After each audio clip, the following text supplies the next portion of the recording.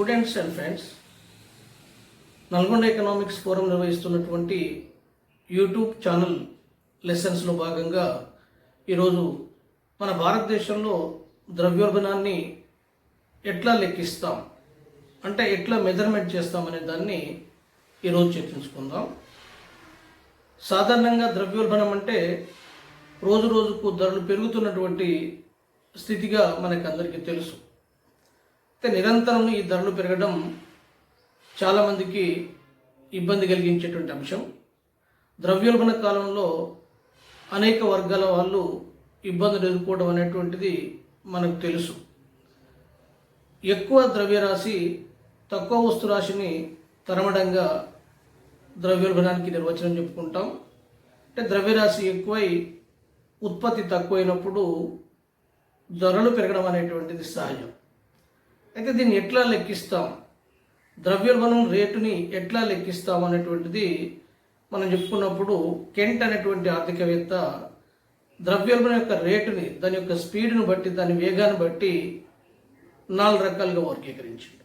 ఒకటి, ద్రవ్యోల్బణ రేటు కనుక 3% లోపు ఉంటే దాన్ని క్రీపింగ్ ఇన్ఫ్లేషన్గా, అంటే పాకుతున్నటువంటి ద్రవ్యోల్బణంగా, 3 పైన 5 లోపల కనుక ఉన్నట్లయితే శాతం ఆ రేటు దాన్ని వాకింగ్ ఇన్ఫ్లేషన్, నడుస్తున్నటువంటి ద్రవ్యోల్బణంగా, 3 పైన 10 లోపల కనుక ఉన్నట్లయితే ఆ రేటు దాన్ని రన్నింగ్ ఇన్ఫ్లేషన్, అంటే పరిగెడుతున్నటువంటి ద్రవ్యోల్బణంగా, 10% కనుక పైగా ద్రవ్యోల్బణం రేటు కనుక ఉన్నట్లయితే దాన్ని విజృంభిస్తున్నటువంటి గలోపింగ్ ఇన్ఫ్లేషన్గా అతని పేరు కూడా జరిగింది. అంటే ఆ రేటును బట్టి ద్రవ్యోల్బణం అంచనాను వేయడం, అంటే ద్రవ్యోల్బణ తీవ్రత ఏ స్థాయిలో ఉందని తెలుసుకోవడం అనేటువంటిది మనం చూస్తున్నాం.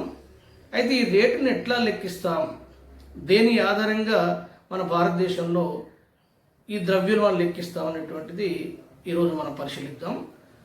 మన భారతదేశంలో ద్రవ్యోల్బణాలు లెక్కించడానికి హోల్సేల్ ప్రైస్ ఇండెక్స్ని తీసుకుంటాం, అంటే టోకు ధరల సూచిని. ఈ టోకు ధరల సూచి అనేటువంటిది ఎకనామిక్ అడ్వైజరీ అనేటువంటి ప్రభుత్వ సంస్థ దీన్ని లెక్కిస్తుంది. దీంట్లో 2011-12ని ఆధార సంవత్సరంగా తీసుకొని వస్తువుల్ని 3 రకాలుగా వర్గీకరించి, ప్రాథమిక వస్తువులు, ఫ్యూయల్ అండ్ పవర్, తర్వాత తయారీ వస్తువులు, మ్యానుఫ్యాక్చరింగ్ గూడ్స్, వాటిని మొత్తం 697 రకాల వస్తువులు తీసుకొని వాటికి ఆ 3 రకాల వర్గీకరణకు కొంత వెయిటేజ్ ఇచ్చేసి వాటిని క్యాలిక్యులేట్ చేయడం అనేటువంటి జరుగుతుంది. అయితే దాని ప్రకారం ద్రవ్యోల్బణ రేటు అనేటువంటిది మన భారతదేశంలో నిర్ణయించడం అనేటువంటిది చూస్తాం. అది ఎట్లా చేస్తామో మనం ఇంకా విపులంగా చర్చించుకుందాం. ద్రవ్యోల్బణం అనేటువంటి అంశం సాధారణంగా ధరలు పెరుగుతున్నటువంటి స్థితిగా మనం చెప్పుకుంటాం. మన భారతదేశంలో ఈ ద్రవ్యోల్బణాన్ని ఎట్లా లెక్కిస్తారు అనే విషయం ఈరోజు తెలుసుకుందాం.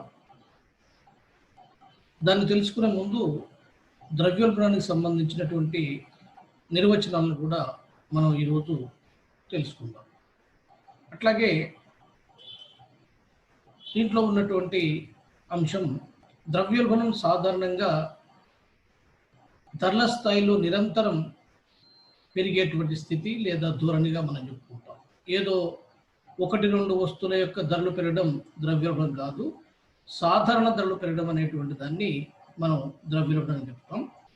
Inflation may be defined as a sustained upward trend in the general price level and not the price of only 1 or 2 goods. ఇక్కడ ఏదో 2-3 వస్తువులకు సంబంధించినటువంటి పెరుగుదల మనం ద్రవ్యోల్బణంగా పేర్కొంటాం. సాధారణ ధరల స్థాయి, జనరల్ ప్రైస్ లెవెల్, అది నిరంతరం పైకి వెళ్తుంటే ఆర్థిక వ్యవస్థలో ద్రవ్యోల్బణం వచ్చిందనేటువంటి విషయం మనం అర్థం చేసుకోవాలి. The rise in prices and the phenomenon of inflation are interrelated. అంటే ధరల పెరుగుదల, ద్రవ్యోల్బణం అనేది పరస్పర సంబంధం కలిగినటువంటి అంశం. ధరల పెరుగుదలనే మనం ద్రవ్యోల్బణంగా ఇక్కడ చెప్పుకుంటాం. Prices rise is a situation when prices of commodities and services increase and purchasing power of money also declines. ఎప్పుడైతే ద్రవ్యోల్బణ పరిస్థితి ఏర్పడినప్పుడు వస్తువుల ధరలు పెరగడం, ద్రవ్యం కొనుగోలు శక్తి క్షీణించడం, ఉత్పత్తిలో పెరుగుదల లేకుండా పెరిగిన వ్యయం ఫలితంగా ధరల పెరుగుదల ఉంటే మనం దాన్ని ద్రవ్యోల్బణం అంటాం. ఇక్కడ గార్డనర్ అక్లే ఇచ్చిన నిర్వచనాన్ని పరిశీలిద్దాం. అక్లే defined inflation as a persistent and appreciable rise in the general level or average of prices. In other words, inflation is a state of rising prices but not high prices. ఇక్కడ స్థూలంగా సాధారణ ధర స్థాయిలో నిరురామంగా స్థిరమైన పెరుగుదలను ద్రవ్యోల్బణంగా మనం చెప్పుకుంటాం. అంటే నిరంతరం ధరలు పెరిగే స్థితిని మనం ద్రవ్యోల్బణంగా పేర్కోవచ్చు అట్లే ఇచ్చిన నిర్వచనం ప్రకారం. తర్వాత కోల్బర్న్ ఇచ్చిన నిర్వచనంలో inflation can be defined as there is no change in supply of output when the supply of money increases. ఉత్పత్తిలో మార్పు లేనప్పుడు ద్రవ్యరాశి పెరగడమే ద్రవ్యోల్బణంగా కోల్బర్న్ నిర్వచిస్తాడు. అట్లాగే క్రౌతర్ యొక్క డెఫినేషన్ కనుక మనం గమనించినట్లయితే, inflation is a state in which the value of money is falling, that is prices are rising. ద్రవ్యం యొక్క కొనుగోలు శక్తి తగ్గిపోవడం, ధరలు పెరగడం అనేటువంటిది క్రౌతర్ ఇచ్చిన నిర్వచనంలో మనం చూడవచ్చు. డాల్టన్ ఇచ్చిన నిర్వచనం ఇక్కడ ఎక్కువ ఉపయోగిస్తున్న నిర్వచనం ఇది. Too much money chasing two few goods. అధిక ద్రవ్యరాశి అతి తక్కువ వస్తువులు వెంటాడమే మనం ద్రవ్యోల్బణంగా చెప్పుకుంటాం. హ్యాట్రేజ్ నిర్వచనం కూడా inflation is the issue of too much currency. అధిక కరెన్సీని జారీ చేయడాన్ని ద్రవ్యోల్బణంగా హ్యాట్రేజ్ చెప్తాడు. ఈ నిర్వచనాలని పరిశీలించినప్పుడు ధరల పెరగడం అనేటువంటిది సాధారణంగా మనం ద్రవ్యోల్బణంగా చెప్తాం. అయితే ద్రవ్యోల్బణ యొక్క రేటు ఆధారంగా దీన్ని కెంట్ అనేటువంటి ఆర్థికవేత్త వర్గీకరణ చేసిండు. దీన్ని ఇక్కడ పరిశీలిద్దాం మనం. Based on the intensity of inflation, RP Kent has described inflation 4 types. 4 రకాలుగా అతడు ఒకటి చెప్పాడు. ఒకటి క్రీపింగ్ ఇన్ఫ్లేషన్ అని చెప్పేసి, ప్రాకే ద్రవ్యోల్బణం.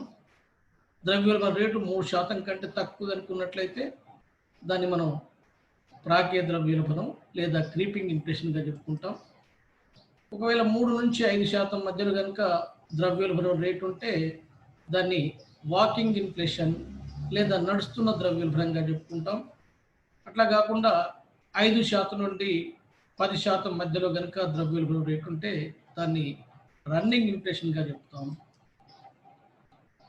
10% పైన కనుక ద్రవ్యోల్బణం రేటు ఉంటే దాన్ని గెలోపింగ్ ఆర్ హైపర్ ఇన్ఫ్లేషన్గా చెప్పుకుంటాం. ఉధృతమైనటువంటి ద్రవ్యోల్బణం లేదా దీన్ని అతి ద్రవ్యోల్బణంగా చెప్పుకుంటాం. అయితే జనరల్గా ఏ ఆర్థిక వ్యవస్థలైనా ప్రాకే ద్రవ్యోల్బణం తప్పనిసరిగా ఉంటుంది. ద్రవ్యోల్బణం లేకుండా ఏ ఆర్థిక వ్యవస్థ ఉండదు. నడుస్తున్న ద్రవ్యోల్బణం అది ఆర్థిక వ్యవస్థకు ఒక హెచ్చరికలాగా కనపడుతుంది. తర్వాత రన్నింగ్ ఇన్ఫ్లేషన్ కనుక ప్రభుత్వాలు నిర్లక్ష్యం చేస్తే అది ఉద్ధృతమైనటువంటి ద్రవ్యోల్బణం దారితీసి ఆర్థిక వ్యవస్థను చిన్నాభిన్నం చేసేటువంటి అవకాశం ఉంది.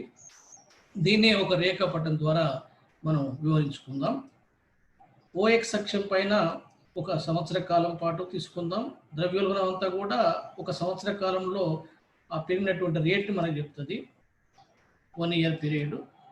ఓ అక్షం పైన ఆ పెరిగేటువంటి రేటు శాతంలో తీసుకుంటున్నాం. ఇక్కడ మనకు ఒకవేళ ఈ పెరుగుదలని 5%, 3%, 10% అనేటువంటి ఇంతకుముందే చెప్పుకున్నట్టు మనం ఓవై పైన గుర్తించేసి 3% కనుక ఉన్నట్టయితే దాన్ని క్రీపింగ్ ఇన్ఫ్లేషన్గా చెప్పుకుంటాం. దీన్ని క్రీపింగ్ ఇన్ఫ్లేషన్ రేఖ పటం ఉంది. ఈ రేఖ దీన్ని క్రీపింగ్ ఇన్ఫ్లేషన్గా చెప్పుకుంటాం. అట్లా కాకుండా 5% కనుక లోపు కనుక ఉన్నట్లయితే దీన్ని వాకింగ్ ఇన్ఫ్లేషన్గా చెప్పుకుంటాం. వాకింగ్ ఇన్ఫ్లేషన్ 5% లోపుగా ఉంటుంది. ఒకవేళ 10% లోపుగా కనుక్కున్నట్లయితే దీన్ని రన్నింగ్ ఇన్ఫ్లేషన్గా చెప్తాం. 10% కంటే కనుక పైగా ఉన్నట్టయితే దీన్ని హైపర్ ఇన్ఫ్లేషన్గా చెప్పుకుంటాం.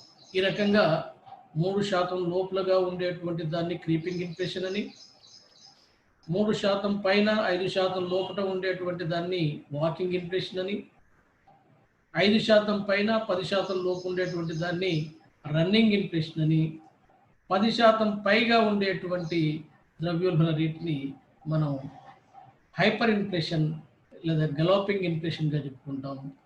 ఇక్కడ మనం గమనించేది ఏంటంటే ఏ ఆర్థిక వ్యవస్థలోనైనా సహజంగా క్రీపింగ్ ఇన్ఫ్లేషన్ అనేటువంటిది తప్పనిసరి.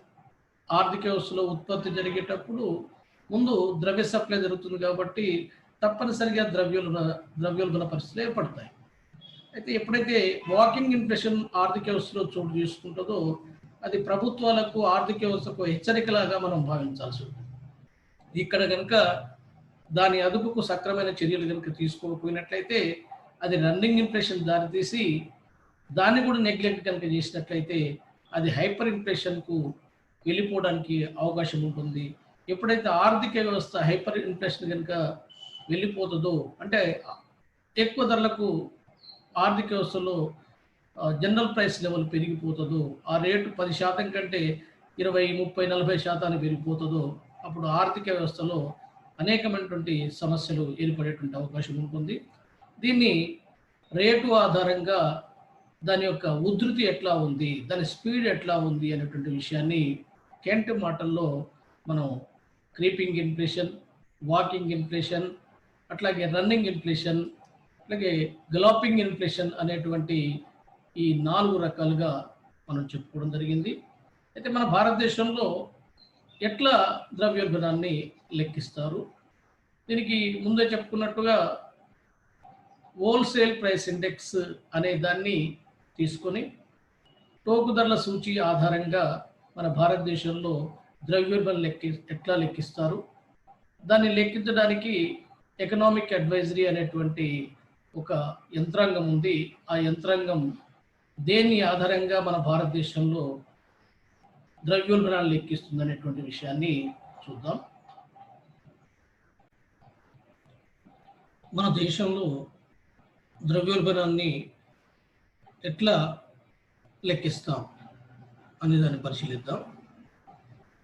ద్రవ్యోల్బణాన్ని కొలవడం కోసం అనేకమైనటువంటి వస్తువుల్ని పరిగణలోకి తీసుకోవాల్సి వస్తుంది. While measuring inflation we take into account a large number of goods and services used by the people of a country and then calculate average increase in the price of those goods and services over a period of time. అంటే ఒక సంవత్సర కాలంలో ఆ వస్తువుల్లో వచ్చినటువంటి మార్పు తెలుసుకోవడం అనేటువంటిది మన ద్రవ్యోల్బణంలో చేస్తుంటాం.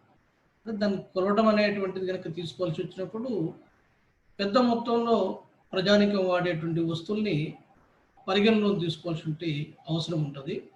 దాంట్లో భాగంగానే ఈ బాస్కెట్ ఆఫ్ గూడ్స్ అనేటువంటివి ఎక్కువ ప్రజానికం వాడేటువంటి వస్తువుల్ని ఈ హోల్సేల్ ప్రైస్ ఇండెక్స్లో ఉండే విధంగా చూడడం అనేటువంటిది జరుగుతుంది. అయితే అది ఎట్లా తీసుకుంటారు అనేటువంటిది మనం ప్రజానికం వాడేటువంటి ఎక్కువ వస్తువుల్ని పరిగణలోకి తీసుకోవాల్సి వస్తుంది.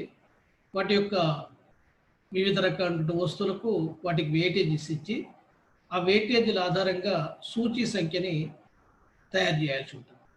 While measuring inflation we take into account a large number of goods and services used by the people of a country and then calculate average increase in the price of those goods and services over a period of time.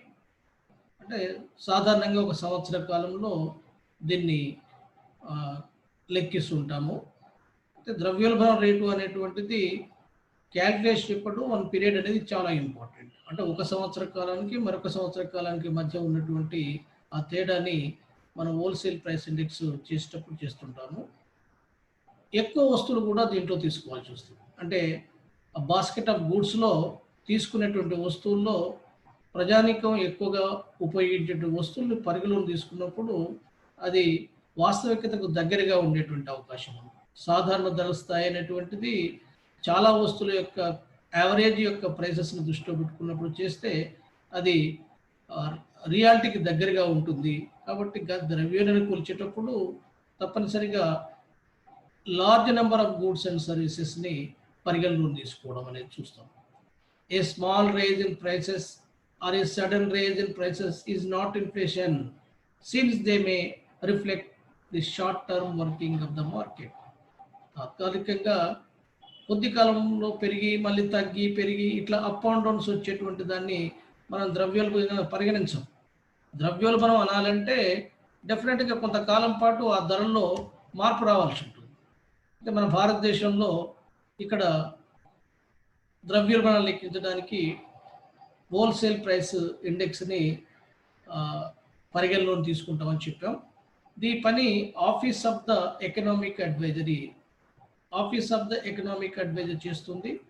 ఇది దేశంలో ఉన్నటువంటి వస్తువుల్ని present 2011, 12 ధరల్ని ఆధార సంవత్సరంగా తీసుకొని 697 వస్తువులతో కూడుకున్నటువంటి ఒక బాస్కెట్‌ని అంటే ఆ సూచీనంతా కూడా తయారు చేసి దాని ఆధారంగా మన భారతదేశంలో ద్రవ్యోల్బణ రేటు ఎట్లా ఉందో ఇది మనకు తెలియజేస్తుంది. అంటే దీని వెబ్సైట్ ఏంటిదంటే office of the economic adviser కనుక మనకు చూసినట్లయితే దీంట్లో ధరల సూచి ఎట్లా ఉంది, ప్రతి నెల ఎట్లా దీని ధరల సూచిలో మార్పు వస్తుంది, గత సంవత్సరం ఎట్లా ఉంది, ఇప్పుడు ఎట్లా ఉంది, ఇవన్నీ కూడా మనకు దాన్ని బట్టే ద్రవ్యోల్బణ రేట్ని మనం లెక్కించమనేటువంటిది చూస్తాం. ఆఫీస్ ఆఫ్ ద ఎకనామిక్ అడ్వైజర్‌లో మనం ఆ సైట్‌లో కనుక పోయినట్లయితే ద్రవ్యోల్బణ రేట్ ఎట్లా మనం క్యాలిక్యులేట్ చేస్తామనేటువంటి దాన్ని తెలుసుకోవడానికి అవకాశం ఉంది. ఇప్పుడు మనం ఒక ఎగ్జాంపుల్ ద్వారా ప్రజెంట్ ఈ నెల ద్రవ్యోల్బణం ఎట్లా ఉందో మనం పరిశీలిద్దాం. ఈ నెల ద్రవ్యోల్బణం కావాలంటే మన పోయిన 14వ తారీఖు నాడు జూలై 14వ తారీఖు నాడు ఈ ఎకనామిక్ అడ్వైజరీ వాళ్ళు అంటే ఎవ్రీ మంత్ ఒకసారి 14వ తారీఖు నాడు వాళ్ళు ప్రెస్ రిలీజ్ చేస్తారు. ద్రవ్యోల్బణ రేట్ ఎట్లా ఉందో చెప్తారు. ఒకవేళ 14 గంటల సెలవు ఉంటే తెల్లవారి 15వ తారీఖు నాడు డెఫినెట్‌గా ఈ ధరల సూచికి సంబంధించినటువంటి ప్రెస్ రిలీజ్ వచ్చేస్తుంది. ఈ office of the economic adviser ఈ వస్తువుల్ని ఎట్లా పరిగణలోకి తీసుకుంది, ఆ సూచిని ఎట్లా తయారు చేస్తుంది, ద్రవ్యోల్బణ రేట్ని ఎట్లా మనకు చెప్తుంది అనేటువంటి విషయాన్ని ఇక్కడ మనం చూద్దాం. దీన్ని చూసే ముందు 2020 జూన్లో ఉన్నటువంటి 14వ తారీఖు నాడు ఇచ్చినటువంటి సూచి ఏదైతే ఉందో ఆ సూచి అనేటువంటిది మనం 2019లో జూన్లో ఉన్నటువంటి సూచిని కూడా లెక్కలోకి తీసుకోవాల్సి వస్తుంది.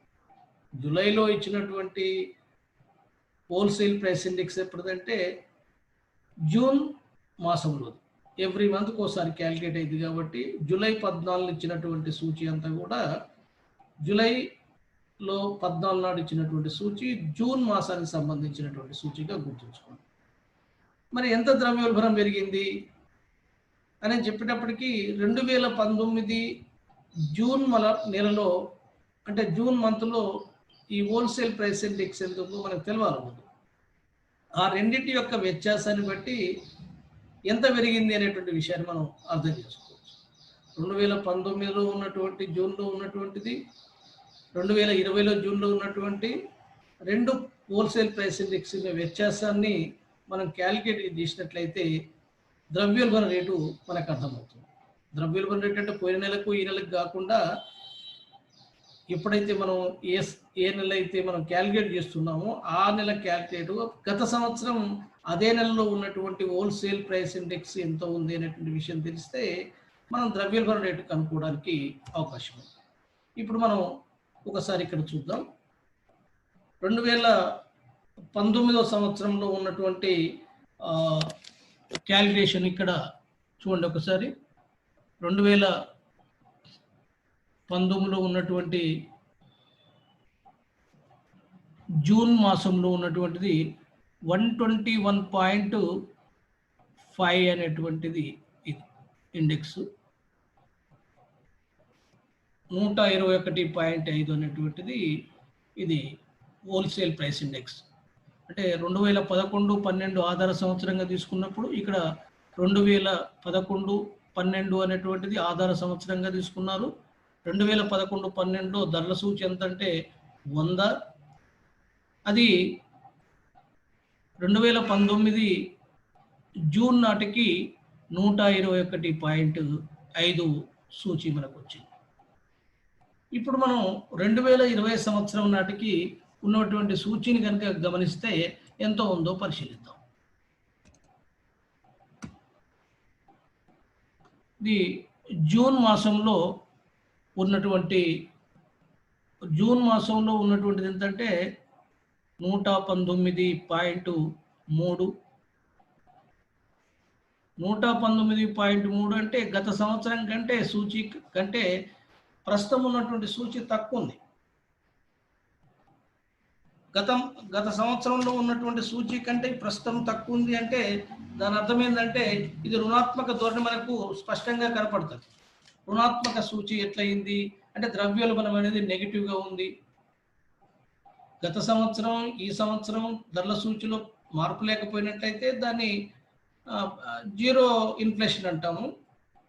గత సంవత్సరం కంటే ఈ సంవత్సరం కనుక ఎక్కువ ఉన్నట్లయితే అది పాజిటివ్ ఇన్ఫ్లేషన్ అంటాము, ద్రవ్యోల్బణం ఉంది అని చెప్పి.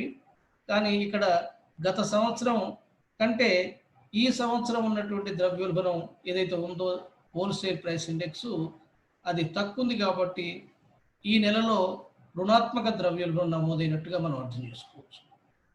ఇప్పుడు ఈ ప్రెస్ రిలీజ్ వాళ్ళు ఇచ్చినటువంటి ప్రెస్ రిలీజ్ కూడా ఒకసారి మనం పరిశీలిద్దాం. తర్వాత దీనికి సంబంధించినటువంటి లెక్కను కూడా చేద్దాం. ఇక్కడ ప్రెస్ రిలీజ్ కూడా చూడండి. ఎవ్రీ మంత్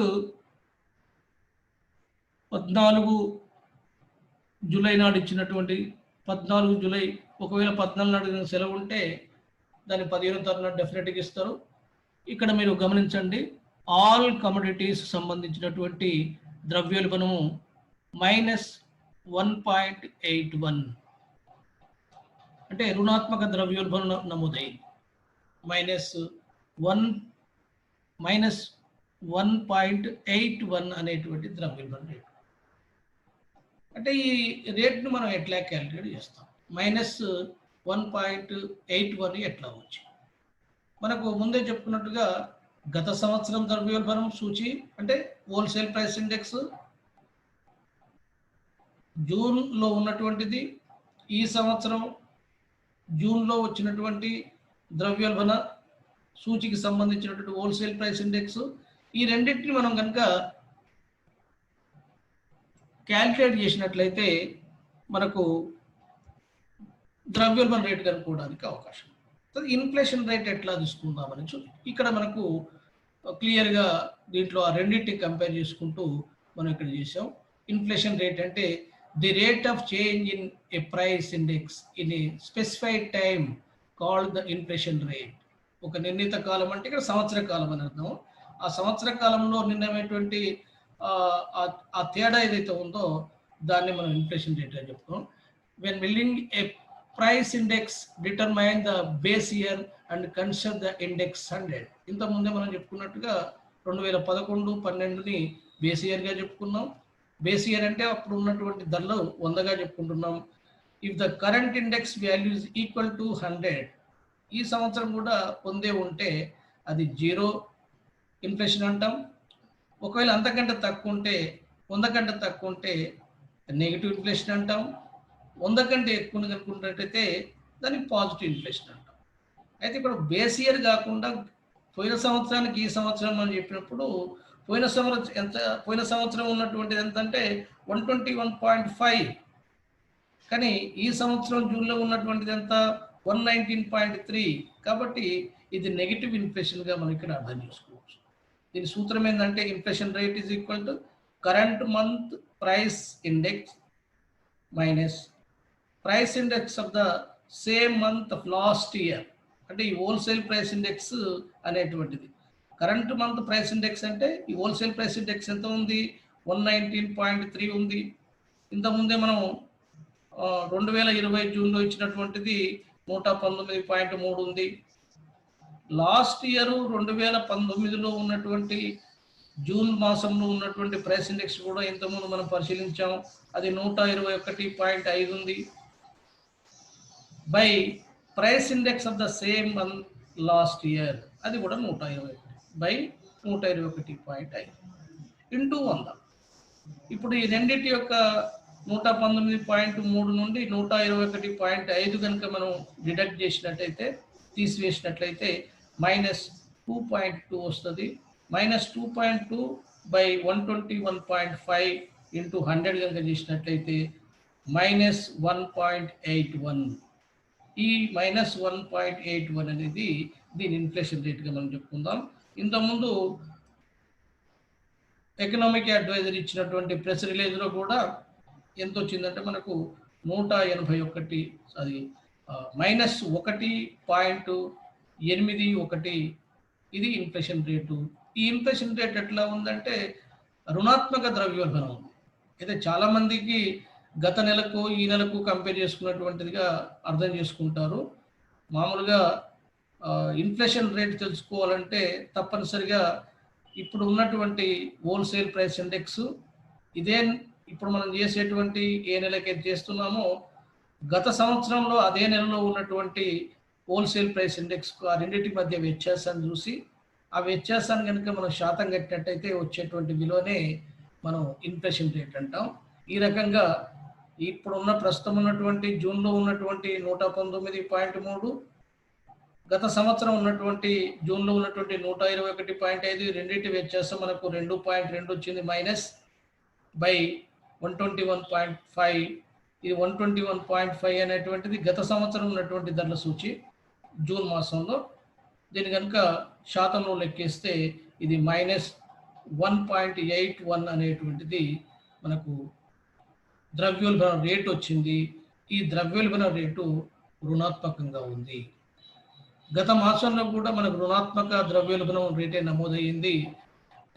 ద్రవ్యోల్బణం అనేటువంటిది ప్రస్తుతం హోల్సేల్ ప్రైస్ ఇండెక్స్ ప్రకారం మన భారతదేశంలో ఈ మాసానికి రుణాత్మక ద్రవ్యోల్బణంగా నమోదైనట్టుగా మనం. డియర్ వ్యూవర్స్, ఈ వీడియో కనుక మీకు నచ్చితే లైక్ చేయండి, షేర్ చేయండి, కామెంట్ చేయండి. మరిన్ని అప్డేట్ కోసం మా ఛానల్ని సబ్స్క్రైబ్ చేయండి. Thank you.